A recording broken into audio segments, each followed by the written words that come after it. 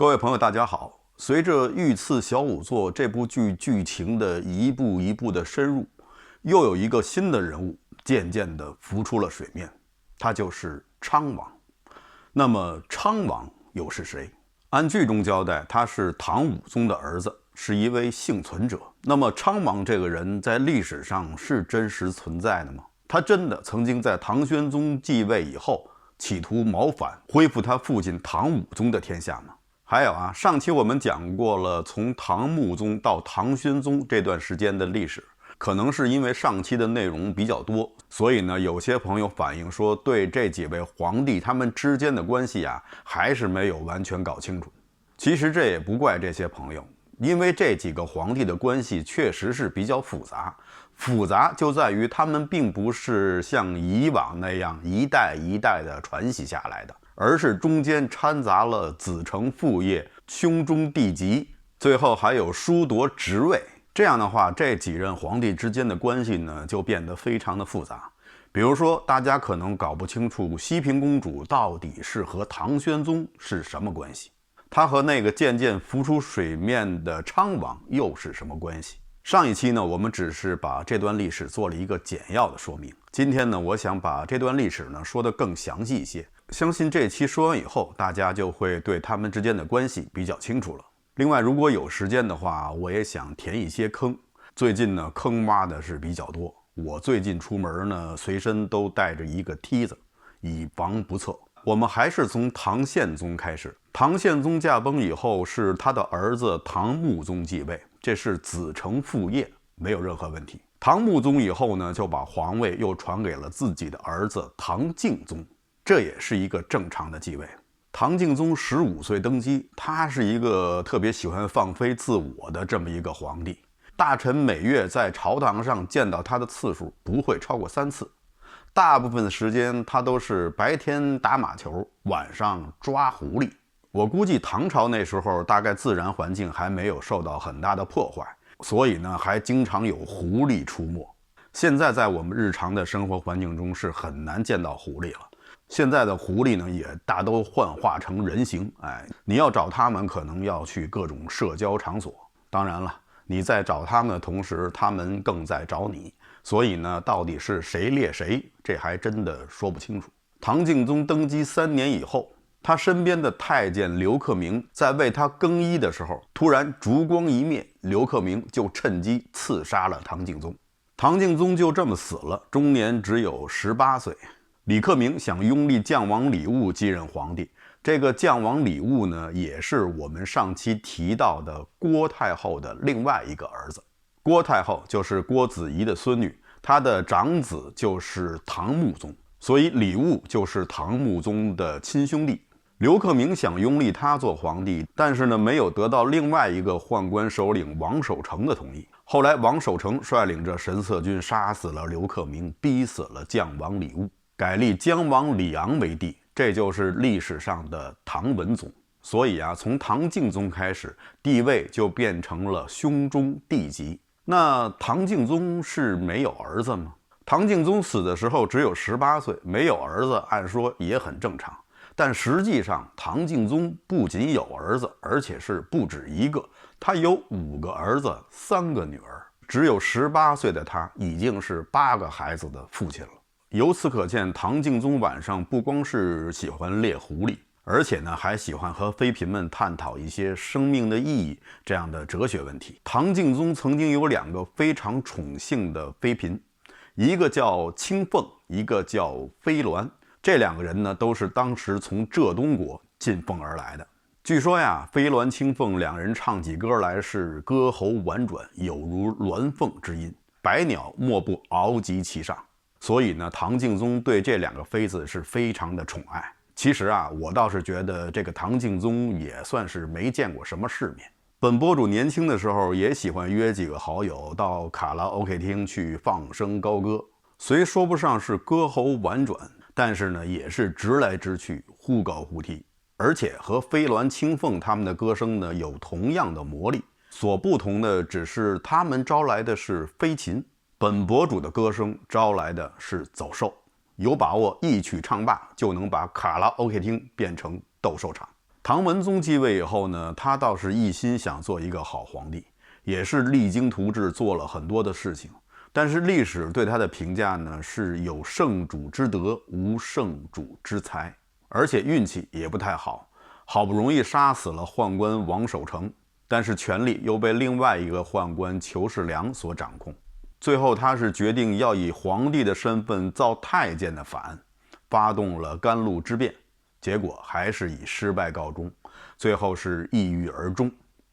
文宗皇帝呢有一个儿子，还被立为了太子。不过呢，在文宗皇帝驾崩之前，这个太子就去世了。说起来啊，还有一个小故事。在太子生前，文宗皇帝呢想给太子娶一位太子妃，他看中了荥阳郑氏家的一个女儿，于是呢，他就和时任宰相郑谭商量，说能不能把你的孙女嫁给太子做太子妃。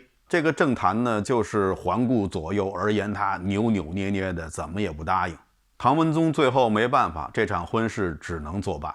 后来郑氏的这个孙女居然是嫁给了一个九品的魏佐，不为别的，就是因为这个魏佐姓崔，出自于清河崔氏。这脸给唐文宗打的可谓是啪啪的。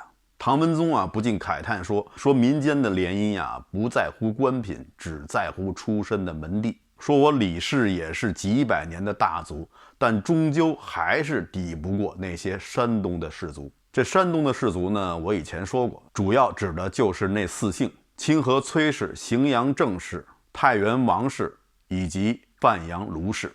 这里的山东呢，也不是指的现在的山东省，而是指的那时的崤山以东，就是指的现在河南洛阳以东的地区。唐文宗还有4个女儿，他的第2个女儿就是剧中的熹嫔公主。我一直以为啊，熹嫔公主是唐宪宗的女儿，我觉得她应该是和剧中的唐玄宗是在一个辈分。但是后来啊，我发现剧中还特别交代她是文宗的女儿。之所以我会产生这样的误会呢，是因为这个演员看起来呢，年龄应该在40岁到50岁左右，而文宗去世的时候呢，只有31岁。那么他的儿女在他去世的时候，最大也应该不会超过15、16岁。这还是假定文宗皇帝15、16岁就开始有了孩子。文宗以后，唐武宗执政了6年时间，唐玄宗又执政了13年时间。咱们就假定剧中的时间是在唐玄宗执政的最后1年，那么熹嫔公主这时候最大也应该就是在15加6加13，也就是大概34、35岁的样子。所以剧中的人物呢，感觉就比这个年龄要老很多。那么熹嫔公主和当朝的唐玄宗又是什么关系呢？熹嫔公主是唐文宗的女儿，而唐文宗又是唐玄宗的侄子。所以说，熹嫔公主是唐玄宗的侄孙女，2个人应该差着2辈儿。在史料上是没有熹嫔公主生卒年的记录，以及她是否婚嫁的记录。所以呢，编导在这方面展开了联想，也是无可厚非的。唐文宗在他的太子去世以后呢，因为他再没有其他的儿子，所以呢，他就决定要立他哥哥敬宗的儿子作为皇太子。但是还没等到举行册封典礼，唐文宗就病重不治，太监裘世良和于志宏就矫诏改立文宗的弟弟李炎为新的大唐皇帝，也就是后来的唐武宗。后来这2个宦官又说服了唐武宗，逼迫这个本来要被立为太子的靖王的儿子自杀。唐武宗呢有5个儿子，其中最小的儿子就是昌王李痤。在剧中，这个昌王也是渐渐地浮出水面，他应该是本剧最大的反派，是一切阴谋的总后台。至于具体是谁，我就不在这里剧透了，大家自己慢慢看。在历史上对昌王的记载呢非常之少，只是说他在公元的842年受封为昌王。他当时多大年龄，他的生母是谁都没有任何的记载。唐武宗驾崩的时候只有34岁，那么按我们刚才说的那样推，假设他15、16岁就已经有孩子的话，孩子最多也就是18、19岁，甚至很有可能比这还要小很多。因为按照史料记载，唐武宗是在服完丹药以后暴毙而亡。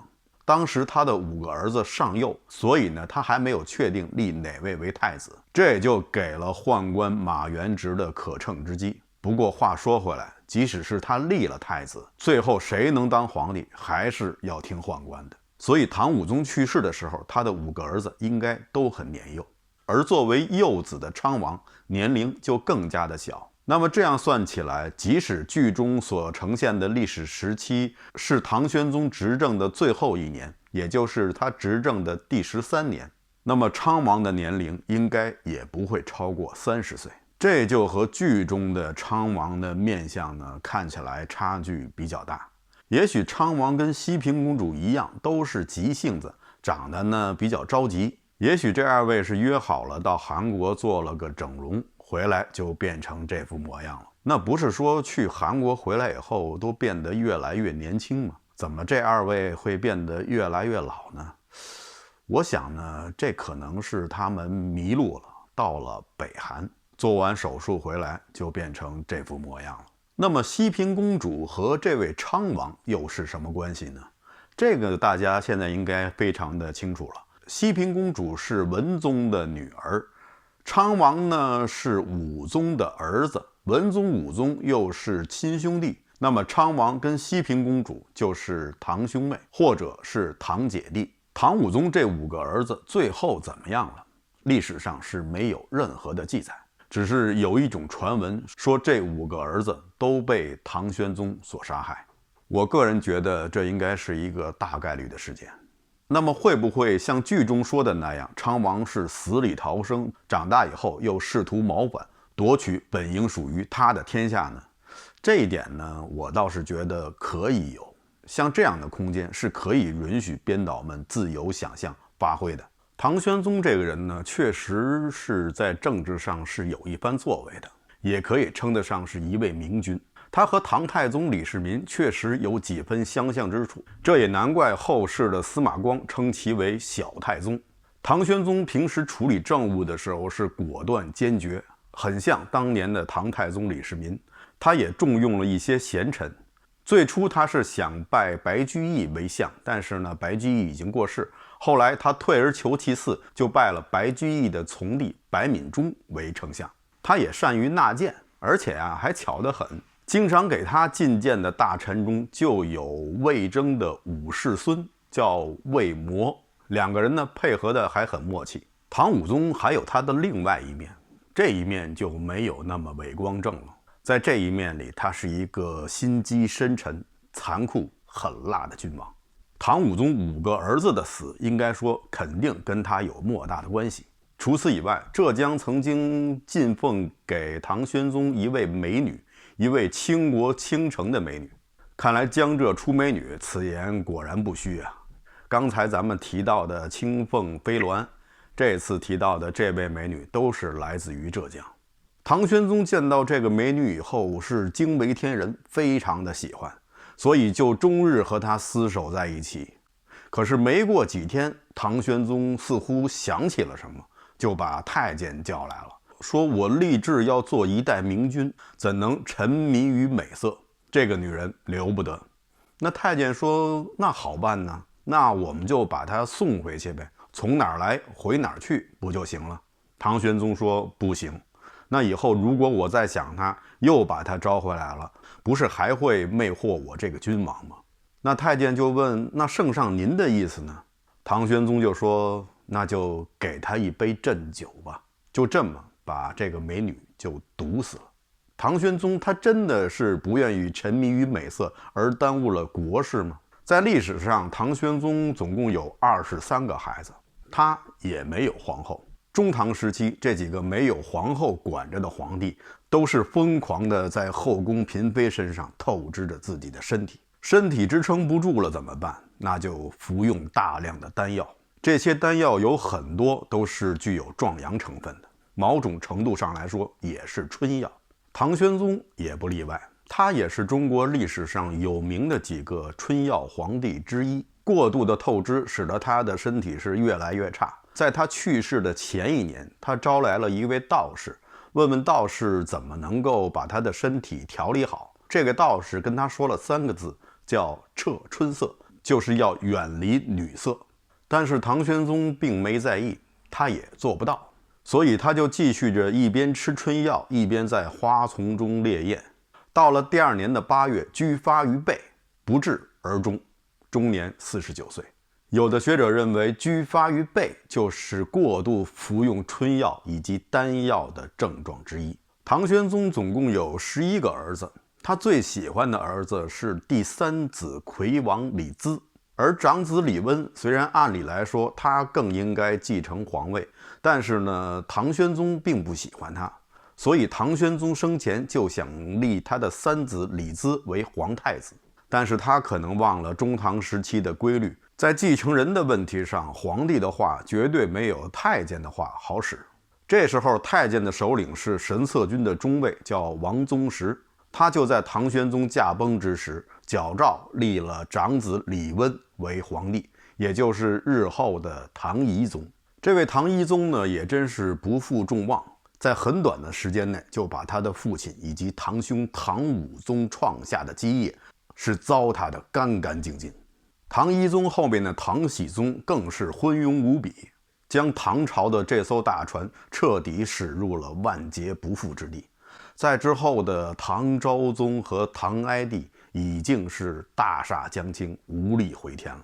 大唐帝国，这个曾经孕育出天可汗的强大帝国，这个曾经创造出开元盛世的强盛王朝，终于变成了风雨之中的残存的碎片，而淹没在了滚滚红尘之中。我们在查考唐朝中晚期历史的时候，太监是一个躲不开的话题。这段时间的太监呢，也可以说把他们身上的恶发挥到了极致。那么在历史上，太监都是从何处而来，又是何时开始出现的呢？在中国历史啊，应该从周朝的时候就有了太监。那时候的太监呢，应该都是一些战俘，然后就变成了奴隶，有一部分就被阉割了以后送进了王宫，充当了奴仆。为什么阉割他们？理由很简单，就是不希望他们有后代，有机会复仇。太监可并不是一个中国特有的现象，在世界很多国家的历史中都能看到太监的身影。比如说在古罗马就有太监，古罗马那个残暴的皇帝叫尼禄的，他竟然爱上了一个太监。还有在阿拉伯帝国、波斯帝国、拜占庭帝国也都有太监。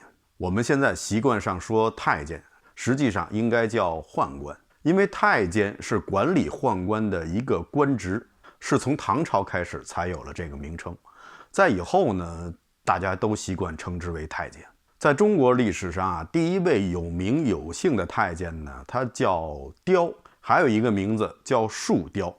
这个树字本身在古文中就是一个贬义，比如说我们经常说的树子无礼，能得到这么一个名字，说明这个人名声非常不好。树刁是在很小的时候就进宫去侍候齐桓公，齐桓公就是春秋5霸之一，登基之前叫公子小白。在秦国的王宫中有一个规矩，如果这个男孩进入青春期以后，就会被轰出王宫，你就不适合在这里待了。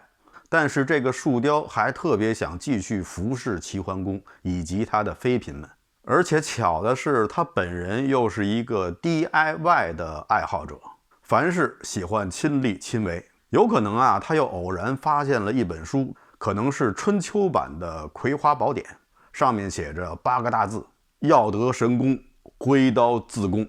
树刁看到这8个字是如获至宝，加上动手能力又特别强，一刀就把自己的那部分砍下来了。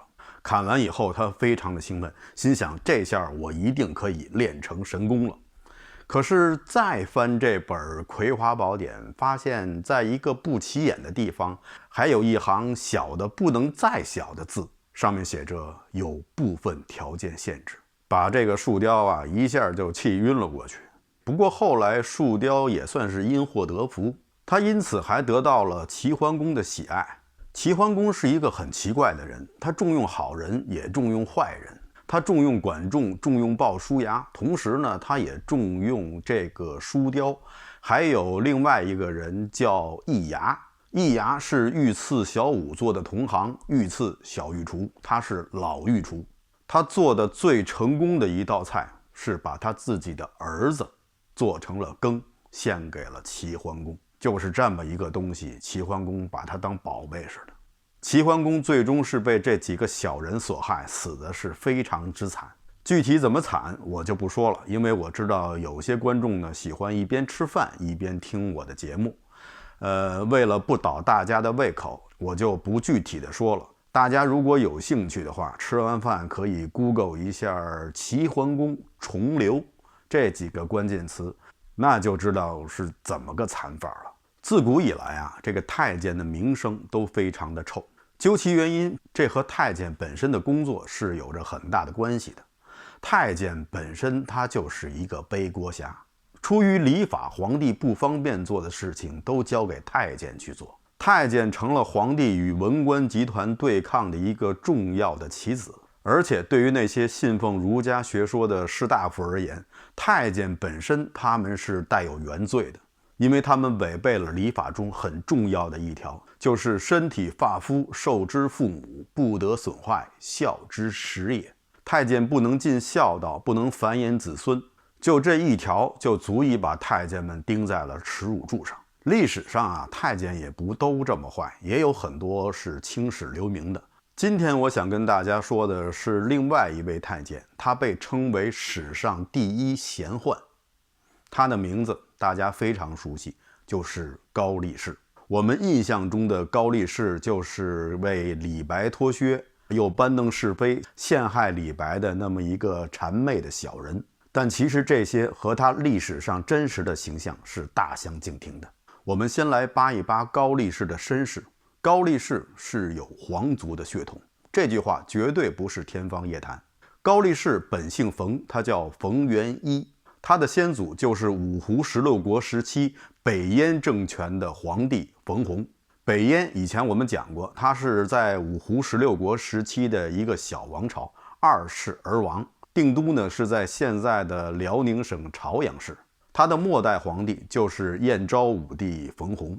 后来北燕被北魏所灭，冯弘的儿子冯朗就投奔了北魏，另外一个儿子冯悦就投奔了当时南朝的刘宋政权。投降北魏的这一支冯朗在北魏就做了官，后来呢又犯了事，冯朗被杀，他的女眷们都被冲入了掖庭为奴。其中有一位冯氏姑娘，在她的姑母当时宫中的一个昭仪的帮助下，慢慢的从一名女奴成了一名皇后，后来又递升为皇太后、太皇太后。她就是我们熟悉的在北魏时期的著名的冯太后。另外一支就是冯烨的这一支呢，也得到了刘宋政权的重用，把他派到了今天广东地区，在那里做世袭的刺史。因为当时冯家的管理地区是在岭南地区，那个地区是黎族人的聚居区，所以要想做好当地的管理工作，必须要得到黎族人的支持。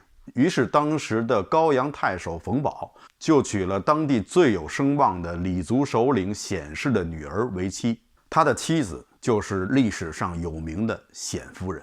相信来自于广东的朋友们一定对这个名字不陌生。而高力士就是显夫人的五世孙。到了高力士他爸爸这一代的时候，已经进入了唐朝，他的父亲也已经是唐朝的官员。后来因为卷入了岭南留人的谋反案，就被迫做了阉割，送到宫中做了太监。高力士进宫以后，首先伺候的是武则天，因为聪明伶俐，长得呢又非常的俊秀，所以呢很得了武则天的喜爱。后来因为犯了错，又被武则天赶出了宫。最后在一位老太监叫高延福的帮助下，他又回到了武则天身边。武则天下令让他改姓他干爹的姓氏，从那时起他就开始姓高。力士这个名字是把他作为礼物献给武则天的那个人给他起的。这个人是谁呢？他就是吴王李克的儿子，叫李千里。李千里知道武则天信佛，所以呢就给冯元一起了这么一个带有佛教色彩的名字力士。一同送入宫的还有另外一个孩子，取名金刚，所以高力士这个名字是这么来的。武则天驾崩以后，高力士看中了李隆基身上独具的帝王之气，从此他的命运就和李隆基紧紧地联系在了一起。再后来，唐隆政变以后，李旦禅位于李隆基，李隆基终于登上了皇位。其中的过程可以说是跌宕起伏，但是高力士始终是坚决地站在李隆基的这一边，为李隆基出谋划策，甚至是上阵厮杀。顺便说一下，高力士可不是一个唯唯诺诺之人，他是文武双才。李隆基称呼高力士为将军。李隆基登基以后，高力士得到李隆基的完全的信任，所有的奏章都是要先经过高力士。高力士可以自己做主，处理那些琐碎的小的事情，只有大的事情才交给李隆基来做决策。唐玄宗曾经说，有高力士在，我可以睡得非常的安稳。后来安史之乱以后，唐玄宗被奉为了太上皇。再后来，唐肃宗收复了两京，又把唐玄宗迎回了长安。但是当时并没有让这位太上皇住进皇宫，而是让他住进了当年李隆基做临淄王时候的府邸兴庆宫。兴庆宫地处闹市，有一天呢，李隆基呢觉得无聊，就登上了楼台。这时候下面路过的那些百姓们突然看见了他们久违的皇帝，于是纷纷跪倒在地，大呼太上皇万岁，太上皇万岁。李隆基看到此情此景，不禁流下了眼泪。这件事情后来就被李辅国知道了。李辅国当年只是跟在高力士身后的一个奴仆，是一个相貌丑陋、粗通文字的一个小人。但是后来开始伺候太子李亨，到现在已经是飞黄腾达。李辅国就把这件事情告诉了唐肃宗，而且添油加醋，说太上皇依然是那样很有威望，恐怕对皇位不利。于是唐肃宗李亨就让李隆基搬离兴庆宫，搬到比较偏僻的太极宫去居住。在搬家的路上，李隆基骑在马上，路上就撞见了李辅国率领的500甲兵，持着明晃晃的大刀立在路边。这时候的李隆基已经不是开元盛世中的一代英主，已经是英雄迟暮。当时的他被吓得差点从马上摔下来。这时候高力士挺身而出，站在了李隆基的面前，怒斥李辅国说，太上皇乃是50年的太平天子，你以前也是皇帝的旧臣，怎可如此无礼。李辅国起初是心中一惊，也是被高力士的声威所震慑，但是随即他就心神一定，对高力士说，你也不看看现在是谁的天下，反手就杀死了高力士身边的一个侍从。这时候的唐玄宗李隆基更是被吓得是大惊失色，但是高力士一点也不退缩，大声地对那500禁军说太上皇问大家好。听到此言，那500甲兵纷纷跪倒于地，大呼太上皇万岁。紧接着高力士又对李辅国说李辅国还不为太上皇牵马。这时候的李辅国已经完全被高力士的声威所震，他乖乖地牵过马缰绳，与高力士一起牵着马护送唐玄宗李隆基到太极宫。李辅国走了以后，李隆基是拉住高力士的手说，将军，如果今天不是你的话，我已经成刀下之鬼了。高力士此举也算是彻底得罪了李辅国。后来没多久，李辅国就编造个罪名，把高力士贬到了乌州。后来又过了几年，赶上唐肃宗大赦天下，高力士获赦以后的第一件事就是急急忙忙地赶向长安，他要见他心中永远的皇帝李隆基。走到半路的时候，他就惊闻李隆基已经驾崩。当时高力士是面向北方，长跪不起，放声大哭，随后绝食10日，呕血而亡。《旧唐书》对高力士有过这样的评价，说他忠立而不倚，得君而不骄，顺而不逆，谏而不犯，故近无闲言，远无横议。这段话可以说是对高力士的一个非常中肯的评价。至于说高力士为李白脱靴，这个故事呢是出自一本笔记小说，叫《松窗杂录》。在史学上，这本书的价值不高，而且因为它其中漏洞百出，所以呢并不为史学家们所认可。但是这个故事却是传扬开来，在范传正为李白写的墓志铭中曾经提到过李白与高力士二人是把臂言欢，说明两个人关系很不错。那既然如此，李白又何必要去羞辱高力士呢？而且以高力士当时在朝中的地位，唐玄宗又怎么可能让高力士去为李白脱靴呢？如果真的需要帮忙的话，周围的小太监都干什么去了？至于力士脱靴这故事为什么能够流传开来，这也没什么可奇怪的。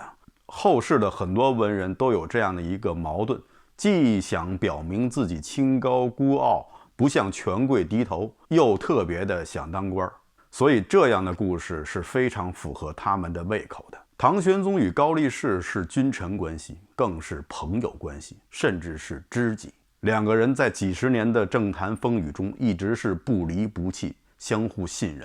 人的一生中啊，总应该有这么一个地方，有这么一个人在那里，你在他面前可以无需伪装，你可以浑身上下都是缺点，你可以忘记你的身份和他的身份，在你们之间唯一存在的就是友谊，这就是知己。